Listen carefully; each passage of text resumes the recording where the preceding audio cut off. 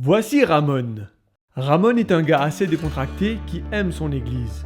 Il fréquente la chorale, les explorateurs, la jeunesse, il participe à tous les niveaux. Eh bien, il s'avère que récemment, Ramon soit devenu un peu frustré parce qu'il n'a reçu aucune visite de son pasteur. Ce manque d'attention l'amène à envisager de ne pas rendre sa dîme à son église. Il préfère la donner à une œuvre de charité. Ainsi, il n'y aura aucune frustration et l'argent aidera toujours ceux dans le besoin. Tout cela semble raisonnable, n'est-ce pas? Mais voyons ce que nous dit la Bible à ce propos. Dans Deutéronome 12, 5 et 6, le Seigneur dit clairement où nous devrions apporter nos dîmes et nos offrandes. 5. Vous irez l'adorer seulement dans le lieu qu'il choisira, sur le territoire de vos tribus, pour y demeurer et y manifester sa présence. 6. C'est là que vous apporterez vos sacrifices complets et vos sacrifices de communion, la partie réservée de vos récoltes, vos dons volontaires, les offrandes présentées de manière spontanée ou pour accomplir un vœu, ainsi que les premiers-nés de vos troupeaux de bœufs, de moutons et de chèvres.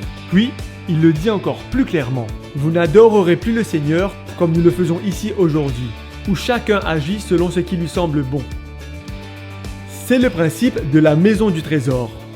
C'est un concept qui est aussi adopté par le Nouveau Testament, comme nous le voyons dans 1 Corinthiens 9, verset 13.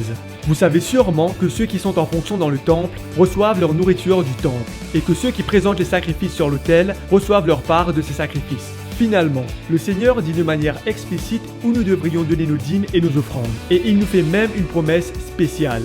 Apportez donc réellement tout ce que vous devez dans mon temple pour qu'il y ait toujours de la nourriture en réserve. Vous pouvez me mettre à l'épreuve à ce sujet, moi, le Seigneur de l'univers. Vous verrez bien que j'ouvrirai pour vous les vannes du ciel et que je vous comblerai de bienfaits. Parfois, nous sommes tentés de suivre nos propres désirs pour des raisons qui nous semblent valables. Mais le Seigneur nous invite aujourd'hui à suivre entièrement son plan. Faisons-lui confiance et apportons nos dîmes et nos offrandes là où il nous le demande. Mettons nos désirs en dernier et Dieu en premier.